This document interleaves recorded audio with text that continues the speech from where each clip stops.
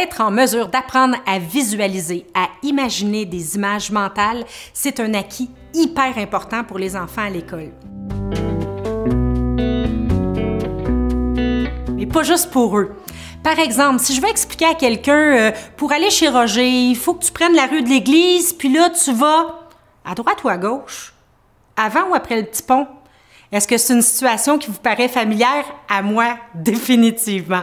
Qu'est-ce qu'il faut faire pour ça? Bien, tout simplement, apprendre à visualiser. Je vais vous donner un petit outil hyper simple pour y parvenir. Je vous montre une carte ici et je vous donne 20 secondes pour l'observer attentivement.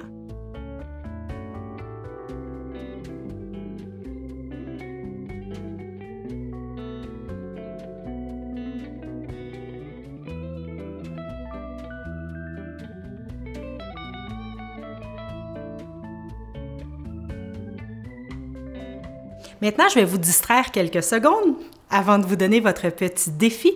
Alors, visualisez qu'il s'agisse de souvenir des visages ou d'une lettre alphabétique ou de quelque chose qu'on a lu. C'est essentiel pour bien réussir à l'école, évidemment. Plus on apprend jeune, plus on devient bon. Alors, je vous invite maintenant à dessiner le petit symbole que je vous ai montré un petit peu plus tôt. Voyons voir si vous y arrivez. Vous avez trouvé le défi difficile?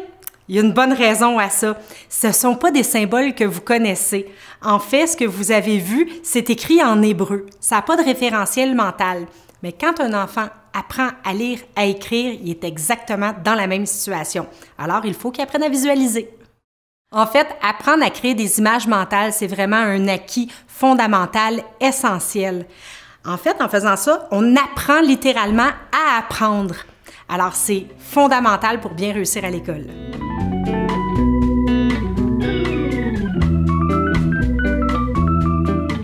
Un autre jeu qui permet de développer la mémoire visuelle de façon fantastique puis qui permet d'apprendre à visualiser, c'est un jeu qu'on appelle le plateau de mémoire. On peut utiliser n'importe quel jeu de cartes pour le faire. Bien, les jeux de cartes Amélio, les images sont extraordinaires. Fait qu'évidemment, on les privilégie chez nous parce que les images sont belles et les enfants adorent ça. Et on va mettre les cartes côte à côte. Dépendamment de l'âge de l'enfant, on peut mettre 4, 5, 6, 7, 8 ou 9 cartes. L'adulte aussi, évidemment, peut jouer avec plusieurs cartes. Et là, on dit à l'enfant, observe bien les cartes pendant 20 secondes. Et ensuite, je vais en enlever une. Et tu vas devoir trouver laquelle j'ai enlevée. Alors, tout simplement, on lui prévient de ce qu'on va faire. Il observe les cartes, on lui demande de se retourner, on en enlève une et il doit trouver laquelle qui a été enlevée. C'est très ludique, mais on progresse à une vitesse incroyable avec ce jeu-là. Quand ça devient trop facile, très simple, on rajoute une ou deux cartes et le tour est joué. Vous savez qu'enseigner à visualiser, c'est très facile avec les enfants, mais malheureusement, quand vous étiez jeune, vous n'avez pas appris à faire ça. Pas de problème, c'est facile à apprendre. L'important, c'est de faire les techniques, les outils, les défis, les petits jeux que je vous ai proposés régulièrement pendant très peu de temps. 5 minutes, ça suffit. Plutôt que faire 20 minutes qui donneront absolument rien. Vous allez voir, vous allez progresser aussi rapidement qu'un enfant.